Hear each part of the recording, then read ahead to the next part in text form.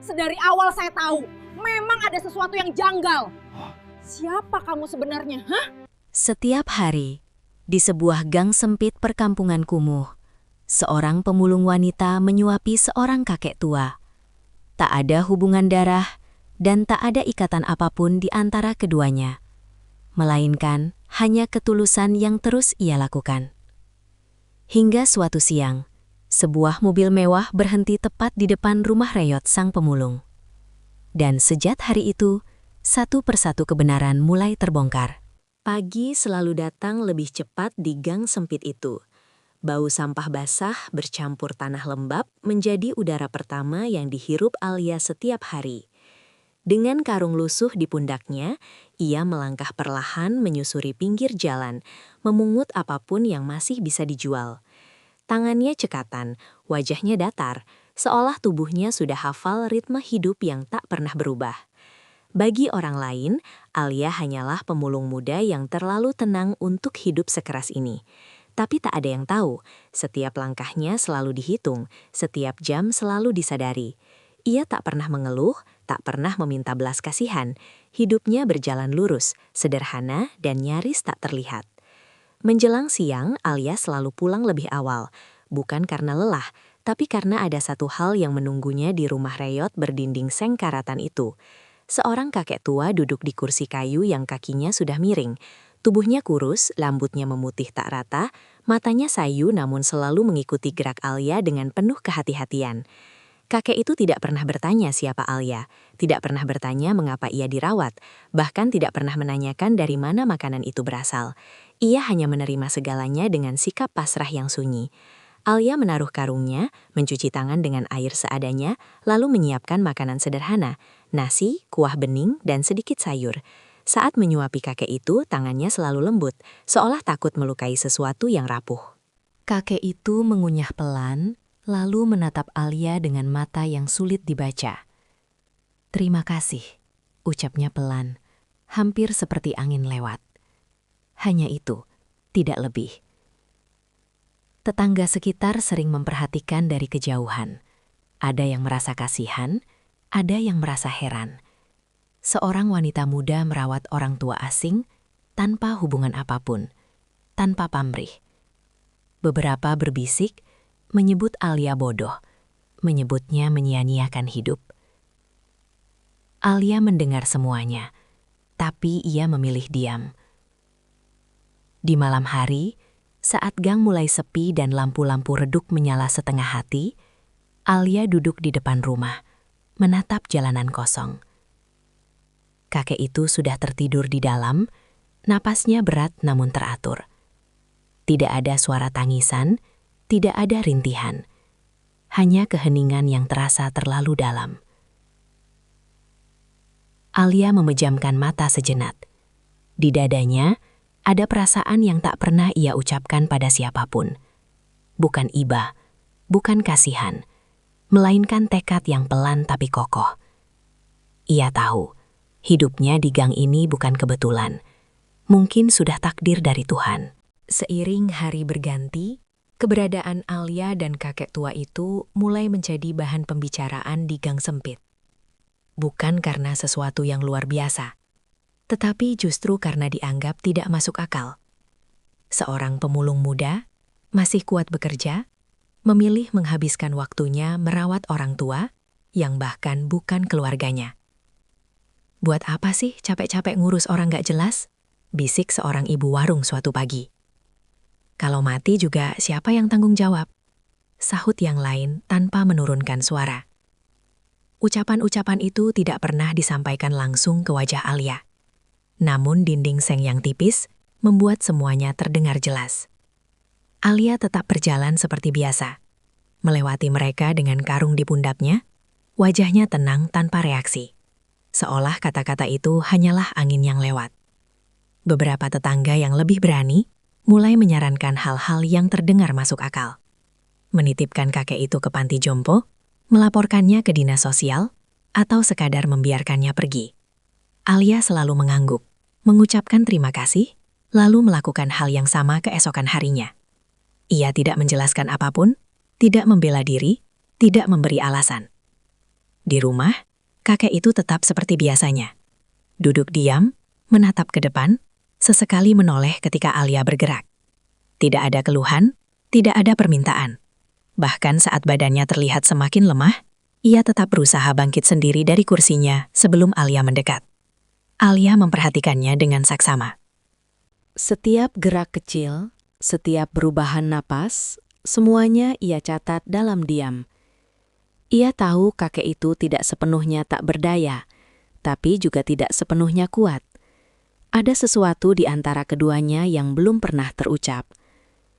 Suatu sore, hujan turun deras. Air mengalir dari atap bocor, membentuk genangan kecil di lantai tanah. Alia sibuk menampung air dengan ember, sementara kakek itu menunggu dengan sabar. Tidak ada keluhan, hanya tatapan yang sesekali mengikuti langkah Alia. "Repot ya," kata kakek itu tiba-tiba, suaranya pelan. Alia berhenti sejenak, lalu menggeleng. "Enggak," kata itu keluar begitu saja, tanpa emosi berlebihan, seolah apa yang ia lakukan bukanlah pengorbanan, melainkan pilihan biasa.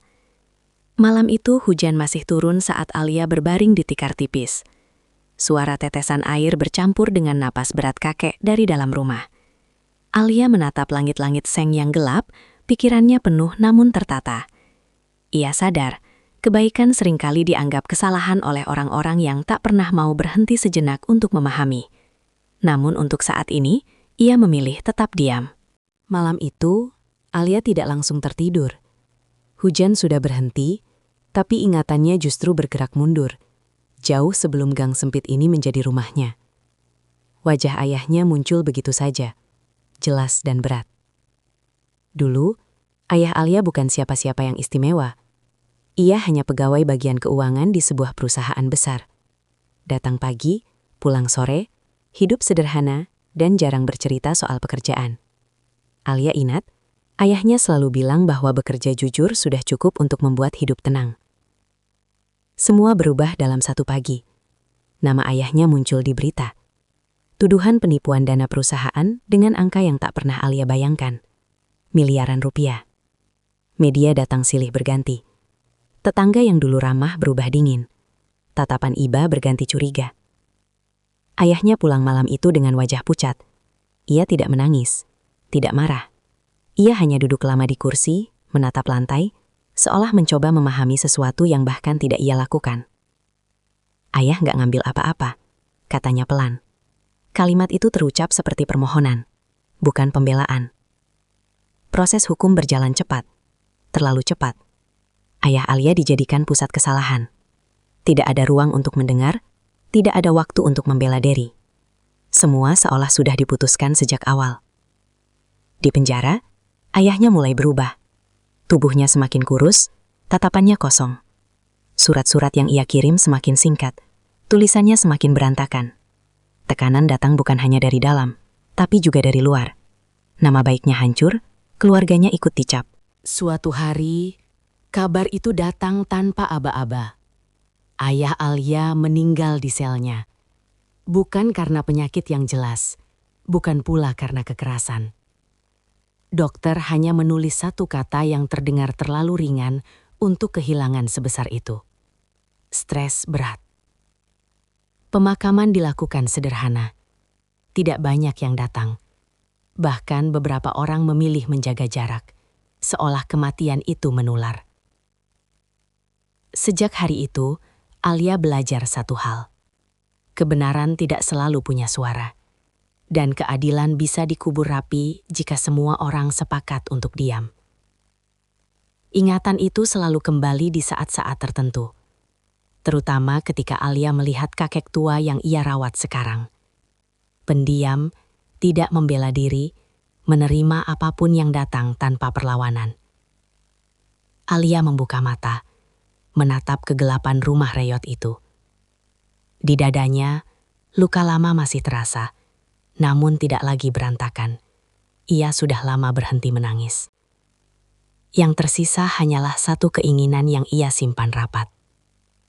Suatu hari nanti, nama ayahnya tidak lagi disebut sebagai penipu. Pagi itu berjalan seperti biasa.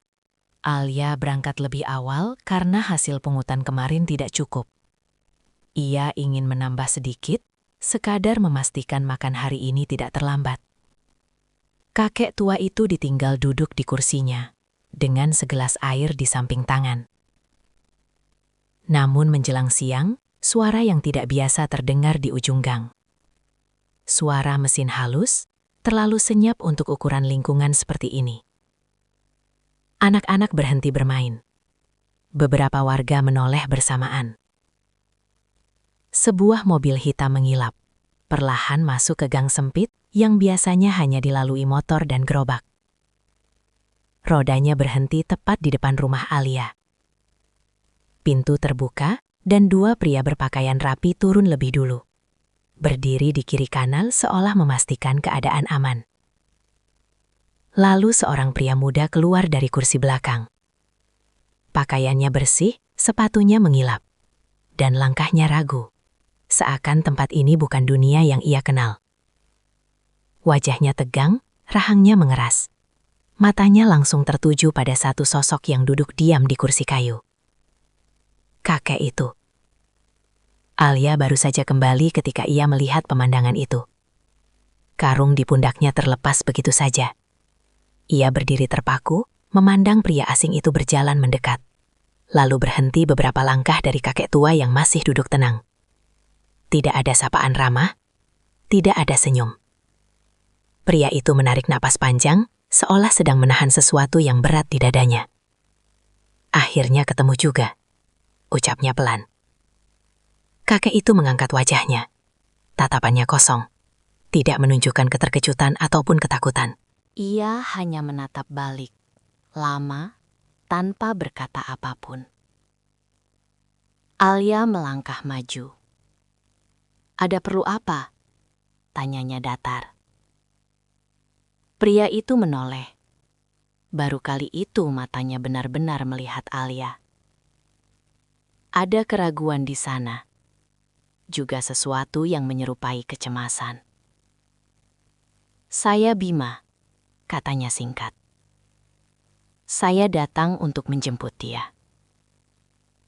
Kata-kata itu jatuh begitu saja, tanpa penjelasan. Beberapa warga mulai mendekat, berbisik-bisik. Pemulung dan kakek tua yang selama ini dianggap tak berarti, kini berdiri di hadapan mobil mewah dan orang-orang berjas. Alia menatap Bima tanpa berkedip. "Ada keperluan apa kamu membawanya?" jawabnya pelan. Bima menghela napas, lalu menatap kembali ke arah kakek itu. Untuk sesaat, wajahnya melembut, namun hanya sebentar. Ketegangan itu kembali, lebih kuat dari sebelumnya. "Dia orang yang saya cari selama ini," katanya akhirnya. Alia tetap berdiri di tempatnya. Tangannya mengepal pelan di sisi tubuhnya. Ia memang tidak tahu segalanya. Tapi ia tahu satu hal. Sejak hari itu, hidup yang selama ini berjalan sunyi, tidak akan pernah kembali sama. Bima berdiri mematung beberapa detik, seolah sedang memilih kata yang paling aman untuk diucapkan. Warga sekitar semakin banyak berkumpul. Tatapan mereka berpindah-pindah antara mobil mewah, pria berjas, Alia, dan kakek tua yang masih duduk diam tanpa reaksi. "Ayo bicara di dalam," kata Bima akhirnya. Suaranya lebih rendah. Ia melirik ke arah orang-orang di sekeliling, jelas tidak nyaman. Alia ragu sejenak, lalu mengangguk. Ia tidak ingin keributan. Rumah reyot itu terasa semakin sempit ketika Bima masuk. Dua pengawal tetap berdiri di luar, menjaga jarak, namun cukup dekat untuk membuat suasana terasa tertekan. Bima tidak duduk. Ia berdiri menghadap kakek tua itu. Tangannya saling menggenggam. Napasnya terdengar berat. "Saya tahu, mungkin kamu tidak akan percaya dengan apa yang saya katakan," ucap Bima. Kalimat itu meluncur begitu saja, tanpa jeda dramatis. Alia terdiam. Ia menoleh ke arah kakek itu, mencoba mencari reaksi. Namun kakek tersebut hanya menunduk. Ia sudah lama menghilang. Lanjut Bima. Saya selalu mencarinya selama bertahun-tahun. Dan saya baru tahu dia masih hidup. Nada suara Bima terdengar lelah. Seolah pengakuan itu adalah beban yang sudah lama ia simpan. Ia menatap Alia. Tatapannya berubah lembut. Hampir memohon. Kamu tidak seharusnya menanggung ini. Ini urusan keluarga saya. Alia menelan ludah. Alia menerka-nerka arah pembicaraan dari laki-laki di depannya. Alia memberanikan diri untuk bertanya. Apakah dia keluargamu? Ujar Alia pelan. Bima mengangguk. Ya, dia. Dia ayah saya, ucap Bima dengan nada menahan sesak. Raut wajah Alia kembali menegang. Kenapa baru sekarang datang? Bima terdiam sejenak. Karena saya punya alasan yang tidak bisa saya ceritakan padamu, jawabnya. Tapi ada hal-hal yang harus saya selesaikan. Kakek itu tetap diam. Tangannya gemetar pelan di atas lutut. Namun wajahnya tak menunjukkan apapun. Alia memperhatikan dengan saksama. Tidak ada air mata, tidak ada penolakan. Bima melangkah satu langkah lebih dekat. Saya mau bawa dia pergi. Kamu akan aman kalau menjauh dari urusan ini. Alia menggeleng pelan. Bapak ini akan tinggal di sini, katanya. Senyaman yang bapak ini mau. Toh dari tadi tidak ada kata validasi yang membenarkan yang terucap dari mulut bapak bahwa Anda adalah putranya. Beliau seakan tidak mengenali anaknya. Kalimat itu membuat rahang Bima mengeras. Untuk sesaat, topeng tenangnya retak. Ia menatap kakek itu lebih lama. Lalu beralih ke Alia. Kamu tidak tahu apa yang kamu hadapi. Ucapnya lebih tegas. Alia tidak menjawab. Ia hanya berdiri di samping kakek tua itu. Seolah keberadaannya adalah jawaban yang cukup. Di luar suara bisik-bisik warga semakin ramai. Mobil mewah itu masih terparkir di gang sempit. Menjadi saksi bisu bahwa pengakuan barusan bukan akhir, melainkan awal dari sesuatu yang jauh lebih rumit. Sejak pengakuan itu terucap, suasana di rumah Reyot Alia tidak pernah benar-benar kembali tenang. Bima masih datang sesekali, selalu dengan alasan memastikan keadaan. Ia tidak lagi memaksa membawa kakek itu pergi, namun kehadirannya justru terasa semakin menekan. Alia memperhatikan semuanya dengan diam. Bima selalu berdiri, tidak pernah duduk lama. Tatapannya sering melayang ke sudut-sudut rumah, seolah mencari sesuatu yang tak terlihat. Setiap kali kakek itu batuk atau bergerak terlalu pelan, rahang Bima mengeras. Lalu kembali rileks seakan tak terjadi apa-apa. Ayah saya memang begini sejak lama, kata Bima suatu sore, seolah sedang mengisi keheningan. Kadang ingat, kadang tidak. Alia hanya mengangguk. Ia tidak membantah, tapi juga tidak mengiyakan. Ada jeda-jeda kecil dalam cerita Bima yang terasa janggal. Bukan kebohongan besar, melainkan detail yang tidak pernah konsisten. Tentang kapan terakhir bertemu. Tentang bagaimana kakek itu bisa menghilang bertahun-tahun tanpa jejak. Kakek yang dibicarakan tetap duduk tenang. Ia mendengar semua percakapan itu, namun tidak pernah ikut campur. Tidak membenarkan, tidak menyangkal. Sikapnya terlalu netral untuk seorang ayah yang ditemukan kembali setelah sekian lama. Suatu malam Alia melihat Bima berbicara dengan pengawalnya di luar rumah. Suaranya rendah, namun adanya tegang. Pastikan tidak ada yang bocor, ucap Bima singkat. Kalimat itu tertangkap jelas oleh Alia, meski mereka berusaha menjauh. Ia tidak langsung bereaksi. Ia hanya mengingatnya. Hari-hari berikutnya, Alia mulai merasakan perubahan kecil. Ponsel Bima sering berdering, dan setiap kali itu terjadi, ia selalu menjauh. Wajahnya terlihat lelah, bukan karena rindu pada ayah, melainkan karena tekanan lain yang tak pernah disebutkan. Di satu kesempatan, Alia bertanya pelan, "Kalau memang ayahmu, kenapa tidak pernah panggil namanya?" Bima terdiam lebih lama dari biasanya. "Saya sudah lama berhenti memanggilnya," jawabnya akhirnya. Jawaban itu terdengar wajar, tapi ada sesuatu yang terasa tertahan. Alia menatap kakek itu.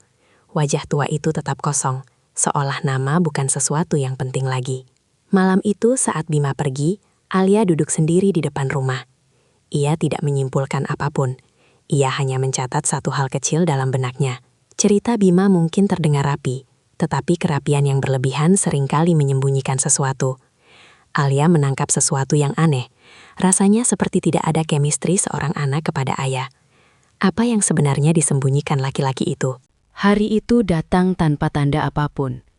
Tidak ada mobil mewah, tidak ada kerumunan warga. Bima datang sendirian, tanpa pengawal.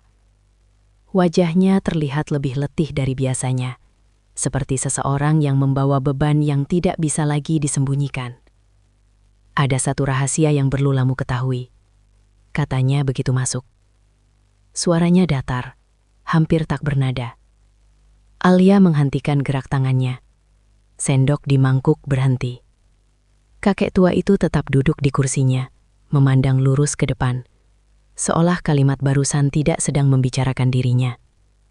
"Ada hal yang perlu aku jelaskan," lanjut Bima. "Tapi tidak di sini. Hanya kita berdua saja." Bima menekankan pada kalimat terakhirnya. Alia menoleh pelan. Tatapannya tidak keras, tapi cukup untuk membuat orang lain tidak nyaman. "Kenapa?" tanyanya singkat. Bima terdiam sesaat. "Karena ini bukan urusannya." Kata-kata itu membuat Alia tertawa kecil. Bukan karena lucu, tapi karena janggal. "Lucu," katanya pelan.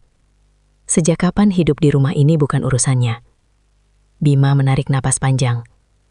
"Aku cuma tidak mau ada salah paham." Alia mendekat satu langkah.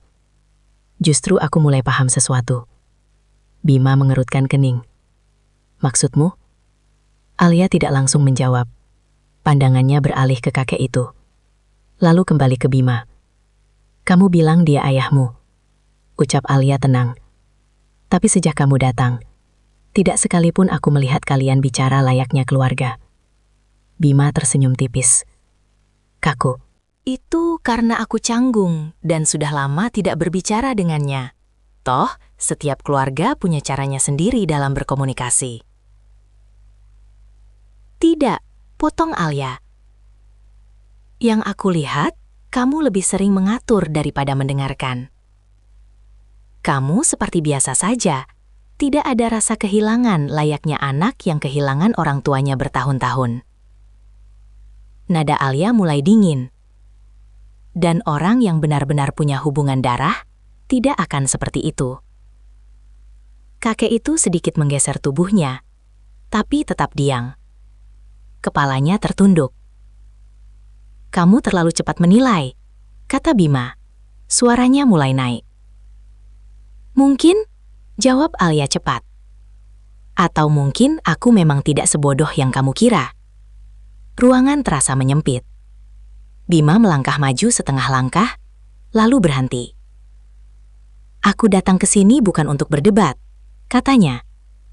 "Sayangnya," balas Alia, "kamu datang dengan terlalu banyak kejanggalan." Ia berdiri di samping kakek itu. Tangannya menyentuh bahu kurus tersebut. Gerakannya tenang, tapi jelas memilih posisi. "Kalau memang dia ayahmu," ujar Alia, "kenapa justru aku yang lebih sering menjaganya daripada kamu?" Pertanyaan itu menggantung. Tidak dijawab. Untuk pertama kalinya, ekspresi Bima berubah. Bukan marah, bukan kesal, melainkan sesuatu yang lebih sulit disembunyikan. Dan saat itulah Alia yakin, Bima memang menyembunyikan sesuatu. Mereka duduk berhadapan di sebuah warung kecil yang hampir kosong, agak jauh dari rumah reyot itu.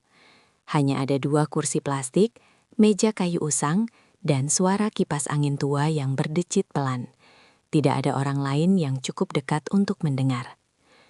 Akhirnya, setelah perdebatan panjang di rumah, Alia memutuskan untuk mengobrol berdua dengan Bima.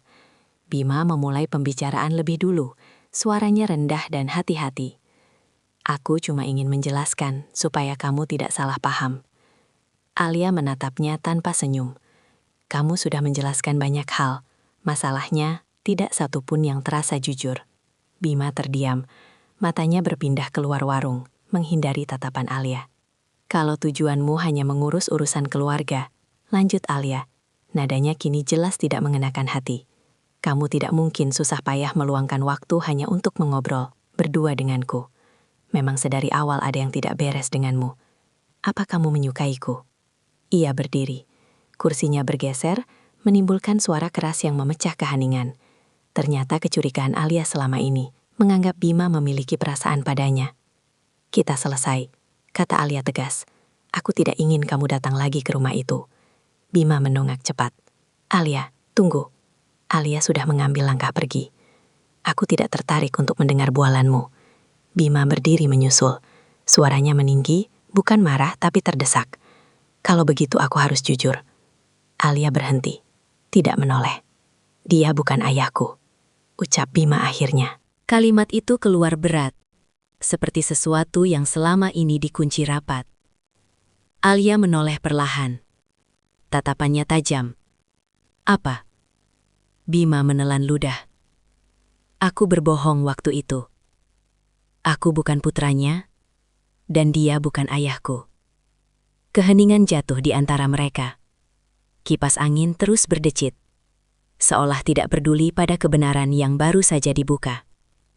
Aku tidak akan bilang siapa dia sebenarnya. Lanjut Bima cepat. Takut kehilangan kesempatan bicara. Tapi satu hal pasti. Aku datang bukan tanpa alasan. Dan urusan ini jauh lebih besar dari yang kamu kira. Alia menatapnya lama.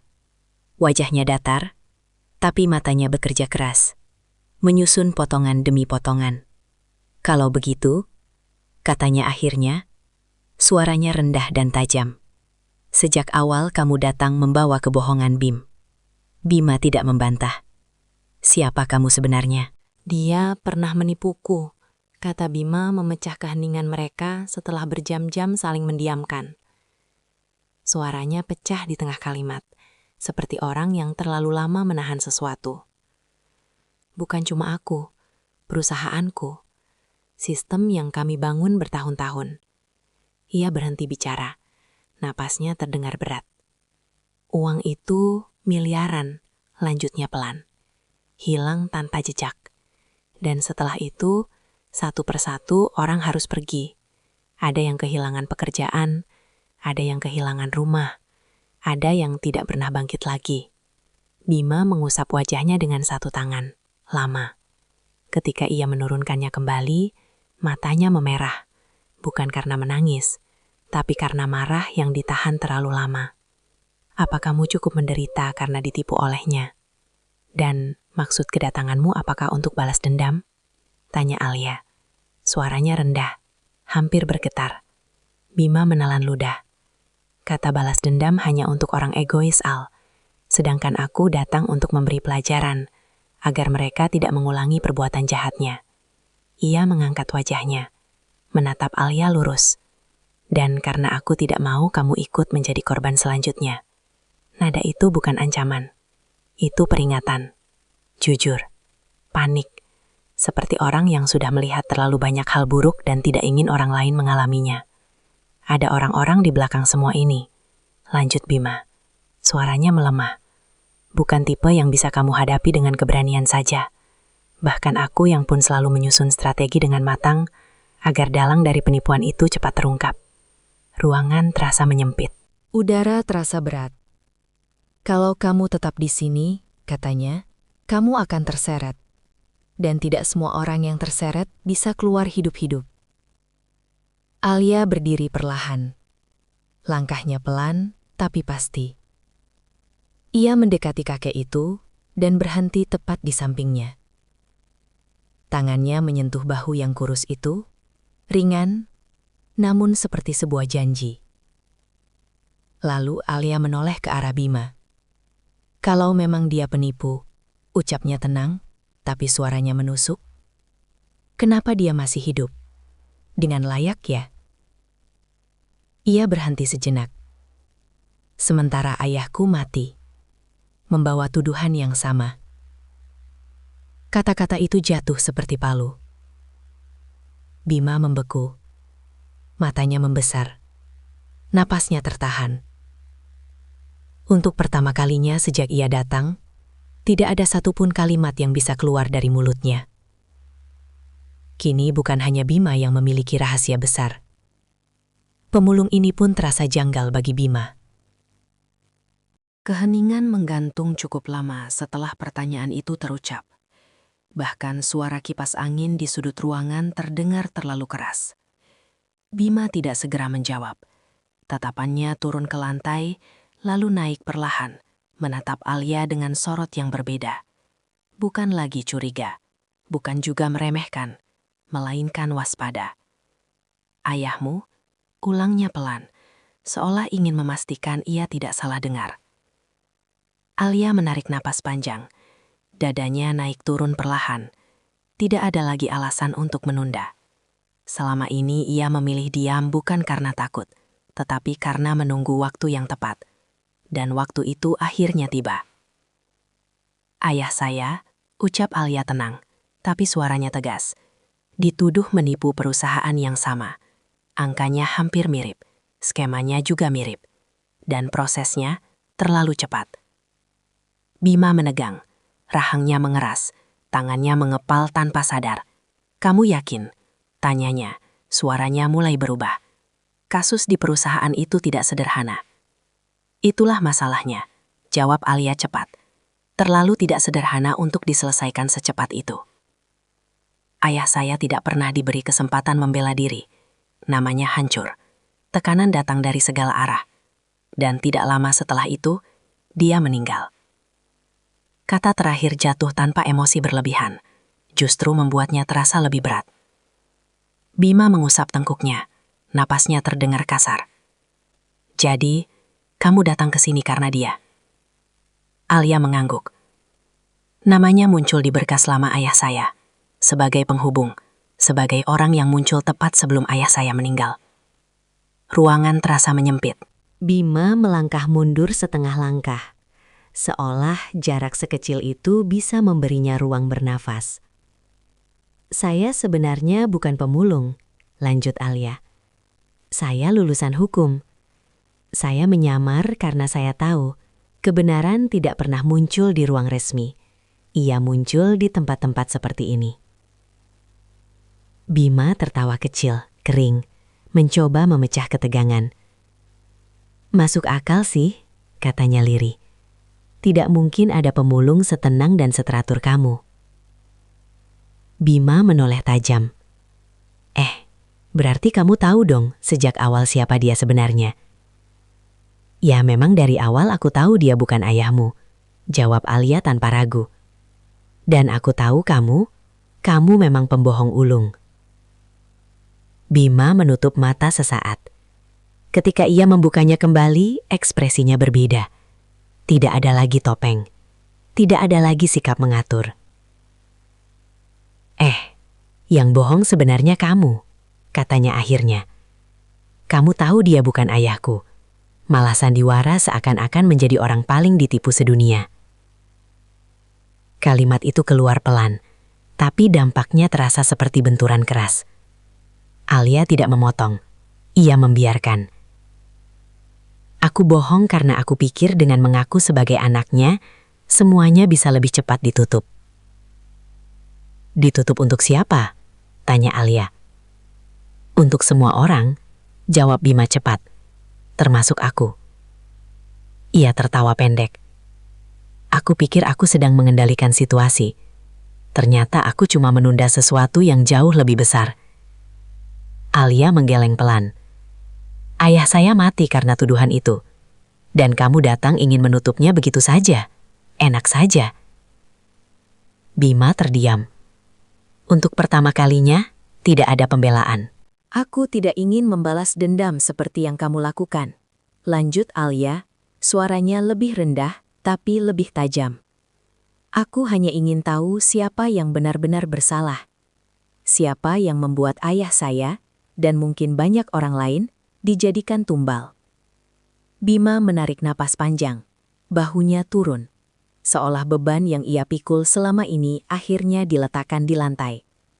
Kalau kamu benar-benar ingin tahu, katanya, maka kamu sudah bertemu dengan orang yang tepat, yang bernasib sama sepertimu. Ia menatap Alia lurus-lurus.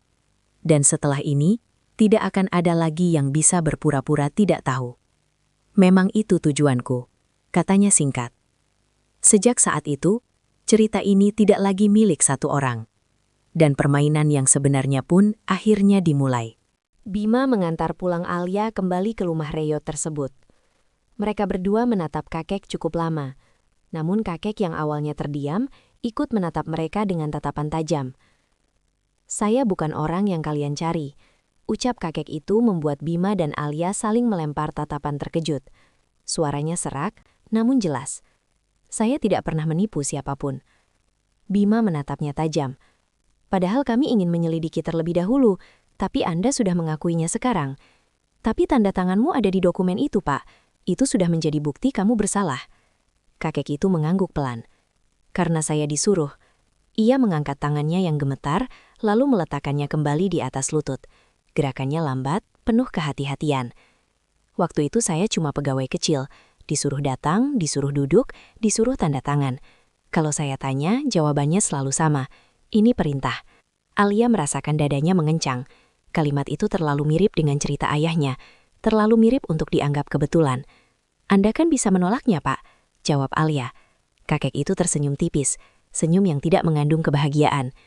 Saya diingatkan soal keluarga saya, anak, cucu, semua disebut satu persatu. Bima menelan ludah, ia mulai memahami, tapi belum sepenuhnya menerima. Kenapa diam selama ini? Karena diam satu-satunya cara bertahan, jawab kakek itu tanpa ragu. Orang seperti saya tidak pernah diberi pilihan. Tidak ada pembelaan panjang, tidak ada usaha mencari simpati. Kakek itu hanya menyampaikan fakta dengan nada datar, seolah hidupnya memang sudah lama berhenti berharap.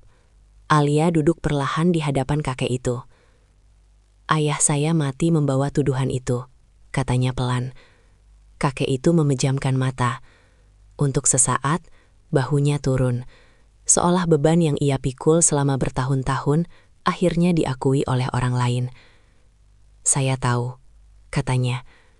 Dan itu sebabnya saya tidak pernah lari. Bima berdiri di tempatnya. Perasaannya bercampur aduk. Selama ini ia datang dengan kemarahan yang terarah. Kini, arah itu mulai kabur. Musuh yang ia kira sudah jelas, ternyata hanyalah bayangan. Di antara mereka bertiga, keheningan kembali mengisi ruangan. Namun kali ini, keheningan itu berbeda.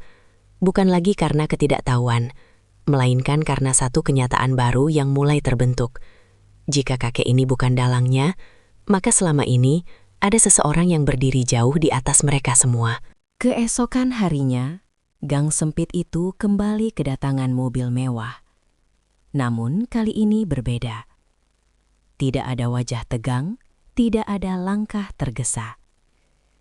Pintu mobil terbuka perlahan, dan seorang perempuan paruh baya turun dengan sikap tenang yang terlatih.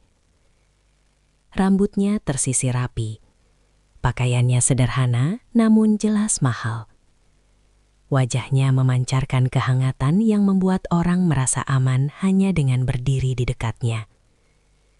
Beberapa warga langsung menyingkir, sebagian lagi berbisik kagum. Ibu saya, kata Bima pelan kepada Alia. Perempuan itu melangkah masuk ke rumah Reyot tanpa ragu, seolah tempat itu bukan sesuatu yang asing. Pandangannya langsung tertuju pada kakek tua yang duduk diam. Senyumnya mengembang tipis, bukan senyum basa-basi, melainkan senyum yang terlihat penuh empati. Saya ikut prihatin, ucapnya lembut. Semua ini pasti berat untuk kalian. Nada bicaranya halus, hampir menenangkan. Alia memperhatikan setiap kata, setiap jeda. Tidak ada yang terdengar salah, namun justru itu yang membuatnya berhati-hati. Saya tidak ingin masalah ini berlarut, lanjut perempuan itu. Banyak pihak sudah terlalu lama menderita. Kita bisa menyelesaikan ini dengan baik, tanpa harus saling menyakiti. Ia menoleh ke arah Alia. Kalau kamu mau, saya bisa membantu. Pengacara terbaik, perlindungan, bahkan ganti rugi. Kamu tidak perlu lagi hidup seperti ini. Tawaran itu terdengar tulus, bahkan terlalu tulus. Bima menatap ibunya dengan sorot mata yang sulit dibaca. Ada rasa lega, tapi juga keraguan yang belum berani ia ucapkan. Kakek tua itu tidak berkata apapun. Namun Alia melihat sesuatu yang berubah di wajahnya. Bukan ketakutan, melainkan kewaspadaan. Tatapan kakek itu tidak lagi kosong saat melihat perempuan tersebut. Saya hanya ingin semuanya selesai, kata Ibu Bima, suaranya tetap lembut. Tidak perlu membuka luka lama. Alia mengangguk perlahan. Ia tidak menolak, tidak menerima. Ia hanya mencatat satu hal dalam benaknya. Perempuan ini datang dengan solusi yang rapi. Tepat saat cerita mulai retak. Setelah kedatangan Ibu Bima, rumah Reyot itu kembali tenang. Terlalu tenang. Alia merasakan perubahan yang halus, namun jelas. Tidak ada lagi kunjungan mendadak, tidak ada tekanan langsung.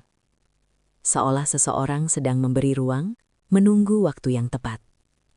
Justru disitulah Alia mulai bergerak. Ia kembali membuka berkas lama ayahnya. Dokumen yang dulu terasa acak, kini dibaca dengan sudut pandang berbeda. Nomor rekening, tanggal transfer, nama perusahaan cangkang. Semua ia susun ulang, satu persatu. Tidak ada lonjakan dana yang mencurigakan secara langsung. Semuanya tampak rapi, terpecah, dan tersebar. Terlalu rapi.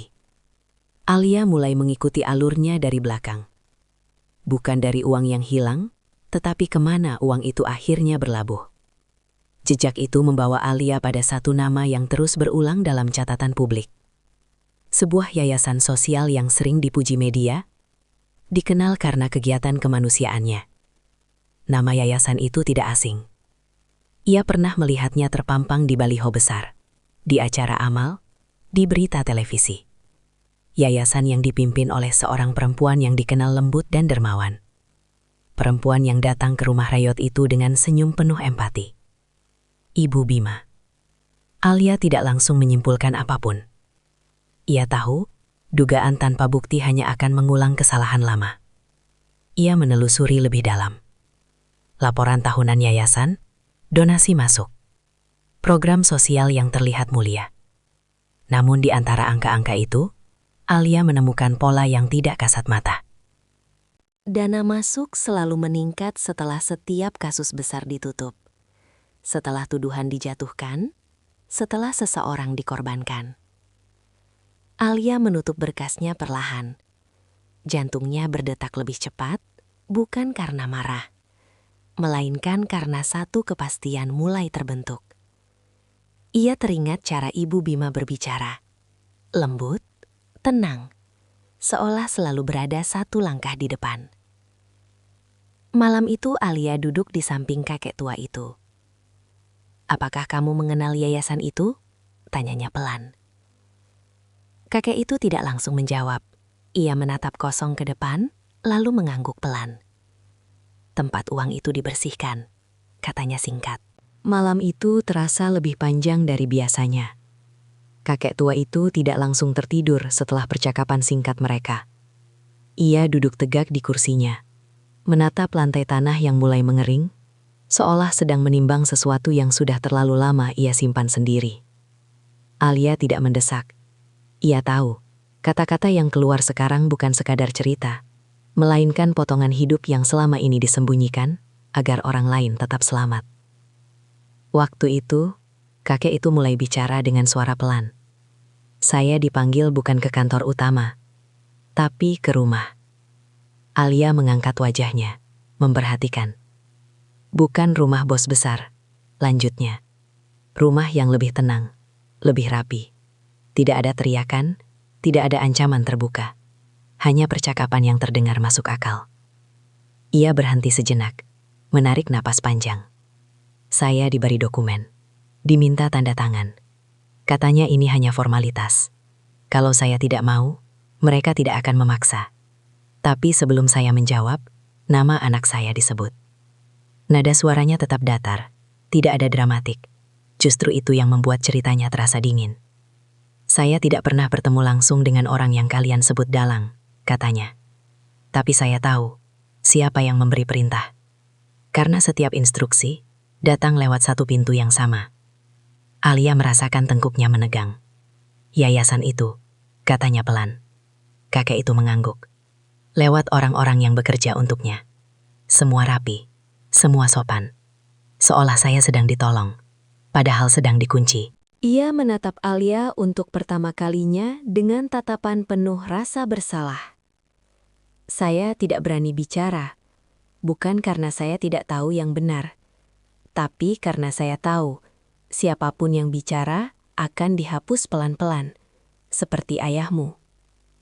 Nama itu jatuh di antara mereka, berat dan tak bisa dihindari. Alia menunduk, menahan gejolak di dadanya. Saya hidup, lanjut kakek itu, karena saya diam. Dan saya diam terlalu lama. Di luar, malam bergerak perlahan. Alia tahu, pengakuan ini tidak tercatat di dokumen manapun. Tidak ada tanda tangan, tidak ada stempel. Namun justru disinilah kebenaran paling utuh berada. Ia menutup matanya sejenak. Babak selanjutnya tidak lagi tentang dugaan. Ini tentang siapa yang harus bertanggung jawab. Pagi datang tanpa hujan, tanpa suara berisik. Terlalu tenang untuk sebuah hari yang akan mengubah banyak hal. Alia duduk di meja kecil dengan tumpukan dokumen yang kini tak lagi terlihat acak. Semua potongan yang selama ini terpisah mulai menyatu, membentuk satu garis lurus yang tak bisa dibelokkan lagi. Ia tidak lagi menulis nama kakek itu, tidak juga nama ayahnya. Nama yang ia tulis berulang kali hanya satu, meski selama ini tak pernah diucapkan dengan lantang. Ibu Bima. Semua jalur uang berhenti di sana. Semua keputusan besar selalu mengarah ke satu tangan yang tidak pernah terlihat kotor. Tidak pernah muncul di ruang sidang. Tidak pernah disebut dalam berita kriminal. Selama ini ia berdiri sebagai sosok yang mengulurkan bantuan saat orang lain jatuh. Alia menutup map terakhir. Tidak ada lagi keraguan. Kebenaran ini terlalu rapi untuk disebut kebetulan. Bima datang menjelang siang. Wajahnya terlihat tegang. Matanya sembab seperti orang yang semalaman tidak tidur. Alia tidak langsung bicara. Ia menyerahkan map itu begitu saja. Bima membuka satu persatu halaman. Wajahnya berubah perlahan. Dari bingung menjadi kaget, lalu kosong. Tangannya bergetar saat membaca nama yayasan yang sudah sangat ia kenal sejak kecil. Ini tidak mungkin, gumamnya. Ini sudah terjadi. Jawab Alia tenang. Bima menggeleng. Ibu saya tidak seperti itu. Alia tidak membantah. Ia tahu, penyangkalan adalah pertahanan terakhir sebelum kebenaran benar-benar masuk. Ia hanya menunjuk satu dokumen. Lalu satu rekaman pendek. Tidak ada teriakan, tidak ada ancaman. Hanya instruksi yang disampaikan dengan suara perempuan yang terlalu tenang. Bima menutup matanya. Napasnya tercekat. Kenapa dia melakukan ini? Tanyanya lirih, lebih kepada dirinya sendiri. Alia menjawab pelan. Karena kejahatan paling mudah disembunyikan adalah yang dibungkus niat baik. Di sudut ruangan, kakek tua itu duduk diam. Wajahnya tidak berubah. Seolah selama ini ia sudah tahu, hanya menunggu waktu yang tepat agar nama itu akhirnya berani disebut. Bab ini tidak ditutup dengan ledakan emosi. Tidak ada teriakan. Hanya satu kepastian yang akhirnya berdiri tanpa bisa disangkal. Bima berdiri, berjalan mondar-mandir di ruang sempit itu. Aku tahu sebagian dari apa yang ibu lakukan. Tidak semuanya, tapi cukup untuk membuatku diam. Ia berhenti menatap Alia. Aku memilih aman, dan itu kesalahanku. Di luar, suara kendaraan terdengar jauh. Dunia tidak tahu apa yang sedang terjadi di gang ini. Namun bagi Bima, dunia sudah berubah bentuk. Apa yang kamu mau? Tanyanya pelan. Alia tidak menjawab dengan cepat. "Saya mau ayah saya tidak lagi disebut penipu," katanya akhirnya. "Dan saya mau ini berhenti di sini, bukan ditutup, dihentikan." Bima mengangguk. Ia tahu apa artinya. Tidak ada jalan tengah, tidak ada negosiasi keluarga. Jika ia memilih kebenaran, ia akan kehilangan ibunya. Jika ia memilih ibunya, ia akan hidup dengan kebohongan selamanya. Sore itu, konferensi pers digelar tanpa pengumuman besar. Bima berdiri di depan mikrofon dengan wajah pucat namun tegap. Ia mengakui kebohongannya di awal, mengakui perannya menutup mata, dan menyerahkan seluruh bukti yang ia miliki. Nama ibunya disebut dengan jelas. Telepon berdering tanpa henti. Saham perusahaan jatuh cepat. Yayasan amal yang selama ini dipuja dibekukan. Di layar televisi kecil di rumah Reyot itu, wajah Ibu Bima muncul. Bukan dengan senyum, melainkan dengan sorot mata yang dingin dan terkejut. Tidak ada teriakan, tidak ada pembelaan. Hanya satu kebohongan yang akhirnya menagih seluruh harganya. Proses hukum berjalan lebih cepat dari yang pernah Alia bayangkan. Kali ini, tidak ada pintu yang tertutup rapat. Tidak ada dokumen yang menghilang di tengah jalan. Bukti-bukti yang selama ini tersembunyi akhirnya berdiri di ruang sidang dengan terang. Nama Ibu Bima disebut berulang kali, bukan sebagai dermawan, melainkan sebagai pengendali kejahatan yang terbungkus rapi selama bertahun-tahun. Putusan dibacakan tanpa nada dramatis. Hukuman dijatuhkan, rekening dibekukan, aset disita. Orang-orang yang selama ini berlindung di balik jabatan dan yayasan, ikut terseret satu persatu. Tidak ada yang kebal, tidak ada yang luput. Nama ayah Alia dipulihkan secara resmi. Media yang dulu mencacinya, kini menulis ulang cerita dengan nada berbeda. Tuduhan dicabut, rekam jejaknya dibersihkan. Terlambat, tapi akhirnya benar. Kakek tua itu tidak sempat melihat semua hasilnya. Beberapa hari setelah persidangan dimulai, ia meninggal dengan tenang di kursi yang sama, tempat ia biasa duduk. Tidak ada kata terakhir yang panjang, tidak ada pengakuan tambahan. Ia pergi sebagai seseorang yang akhirnya tidak lagi menanggung dosa orang lain. Alia berdiri di pemakaman sederhana, tidak banyak orang. Ia menunduk, bukan untuk menangisi masa lalu, tetapi untuk melepasnya. Beban yang ia pikul selama ini akhirnya memiliki tempat untuk ditinggalkan. Bima tidak lagi menjadi CEO. Ia menjual seluruh kepemilikannya, menggunakan sisanya untuk mengganti kerugian para korban. Ia tidak meminta pengampunan, tidak pula mencari simpati. Ia hanya memilih hidup tanpa kebohongan, meski harus memulai dari nol. Beberapa waktu kemudian, rumah Reyot itu kosong. Alia pergi tanpa pamit, tanpa meninggalkan alamat. Gang sempit kembali sunyi, seolah tak pernah menjadi saksi dari runtuhnya sebuah kebohongan besar. Gimana menurut kalian sobat? Apakah yang terjadi pada Alia, Bima dan Ibu Bima sudah cukup setimpal dengan luka, kebohongan, dan penderitaan yang mereka tinggalkan selama bertahun-tahun? Atau menurut kalian seharusnya ada balasan yang lebih berat agar benar-benar menjadi pelajaran? Tulis pendapat kalian di kolom komentar ya. Dalam hidup ini, tidak semua kebaikan langsung dibalas, dan tidak semua kejahatan langsung terbongkar. Tapi satu hal yang pasti, kejujuran pada diri sendiri adalah langkah pertama untuk hidup lebih tenang. Jangan pernah lelah berbuat baik, meski kadang dunia terasa tidak adil, karena setiap kesabaran pasti punya waktunya sendiri. Dan jangan lupa tekan tombol like dan subscribe channel ini sekarang juga. Karena setiap like dan subscribe dari kalian adalah doa agar kami terus bisa menyampaikan cerita-cerita kehidupan yang penuh makna. Sampai jumpa di cerita mengharukan berikutnya.